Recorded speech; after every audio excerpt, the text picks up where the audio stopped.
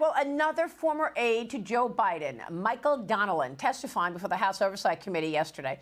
He's the 8th ex-White House official subpoenaed over the cover-up of Joe Biden's cognitive state and decline. Donnellan told the House committee that he earned $4 million working Biden's 2024 campaign, and he was set to make another $4 million if Biden won re-election. Donnellan also criticized Democrats over, quote, overreacting to Biden's poor debate performance in 24 of June. Top Biden aide Steve Ricchetti also testified this week, reportedly telling the panel that Biden, quote, was fully capable of being president and is even today. Joining me now is Georgia Congressman Richard McCormick, a member of the House GOP Doctors Caucus and a former emergency room physician. Congressman, there you are. You're a doctor. What do you think about all of this? These testimonies from his former aide saying he's perfectly fine. His former aide needs to have an evaluation. That is positively a denial of the obvious truth. We could observe it since probably the former election. We could see his deterioration. He wasn't the same politician a decade before that, and he continued to deteriorate both physically and mentally. It was pretty embarrassing, actually, and I think anybody who's looking from a realistic standpoint couldn't deny it anymore. It's funny, if you look at the Democrats, they've continued to say we're conspiracy theorists, and everything that we continue to assert has proven to be true. Yeah. Well, look, you're also demanding answers from the Department of Energy. You want to know about the spending under the Biden administration. What are you looking for? Well, think about all the things that we buoyed up as businesses. When government gets involved in picking winners and losers, it's usually a bad thing. And matter of fact, if your model for business is reliant on government subsidies, it's not a good business model. And how many businesses were buoyed up and then went bankrupt on the taxpayers' back? That needs to be looked into and accounted for, because that's happened on multiple different presidencies now, and we want to get to the bottom of it and make sure it never happens again. Well, the Senate Appropriations Committee advancing over $1 trillion in government funding for fiscal year 2026. The Senate still working on to pass a trio of appropriations bills before the August recess, which, of course, begins today after the legislative session. Senate Majority Leader John Thune met with President Trump yesterday to update him on the status of his nominees. And the president wrote on Truth Social this: the Senate must stay in session, taking no recess until the entire executive calendar is clear. Congressman, what do you think is going on here? President Trump has lots of nominees that still need confirmation. It seems to happen at every presidency where we play games, especially the Democrats. They love to prolong this. They don't want to see Trump's agenda advanced. There are a ton of great candidates that still have not been confirmed. They're going to do everything they can to create drama, but there's really no drama out there. Even the controversial picks have done very well for the Trump administration. So I think as this continues to conclude, the Senate's going to end up being the heroes, and the Democrats are just going to continue their unpopularity. Well, I mean, look, we've got all of this new information on the Russia collusion lie. The Durham classified annex is now officially declassified. CIA Director John Ratcliffe told me to expect this when he joined me on Sunday. These documents point directly to Hillary Clinton as the key voice who signed off on this whole scheme to take down her political opponent. Meanwhile, they let this go viral across the world. Look at this email that we have. And this is an email leading up to the 2016 election. It is in the summer of 2016.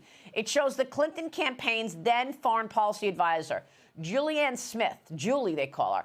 She constructed the plot, and she says that Hillary Clinton was okay. She okayed it. This email says it all. In one email, you got the whole story here that HRC approved Julia's idea about Trump and Russia hackers hampering U.S. elections. Let it go viral. And then she actually says that the FBI is going to throw oil on it to even further the lie.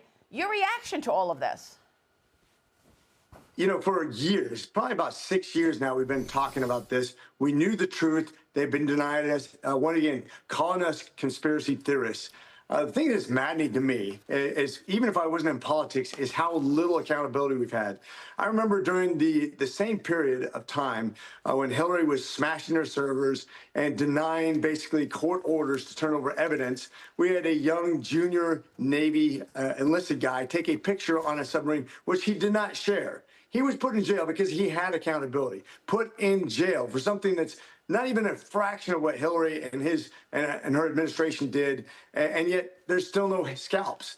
I know Biden pardoned a whole bunch of people. I don't know if Obama and Hillary are part of those people, but I'm ready for some accountability. It's maddening to me that we can't have any after we know the truth has been exposed. We knew this was true before. Now it's out there in the open. I hope we get a scalp. Well, I mean, you're right. And, you know, what John Ratcliffe said to me on Sunday was that when it comes to conspiracy, it's the last time that they actually conspired, which adds an additional 5 years to the statute of limitations. And the problem is that the conspiracy is continuing because they still won't admit what they've done here. So, I mean, you would think that there should be some accountability. Meanwhile, one point that I've been bringing up is the fact that look at what President Trump has had to clean up.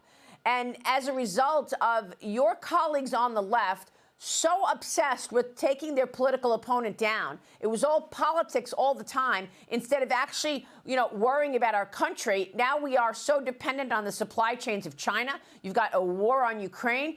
I pose that issue to John Ratcliffe as well. Watch this, because this is a dereliction of duty, sir. Watch.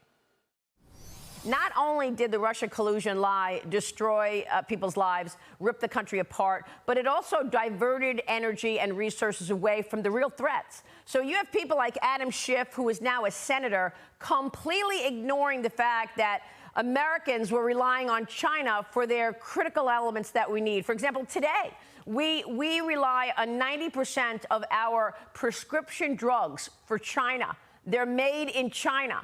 And so all of this was 100%. going on, and they were yelling, Russia, Russia, Russia, and in fact, not even focusing on the actual threats. That, in my view, is a dereliction of duty.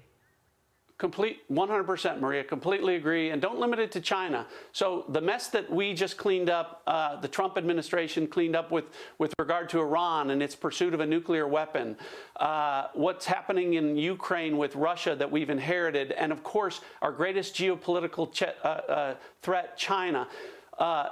All of these people helped build China. They helped create the threat that China is, that Russia is, that Iran is, because they put politics in front of national security. All of these people are responsible for the threats that we're facing as a country right now.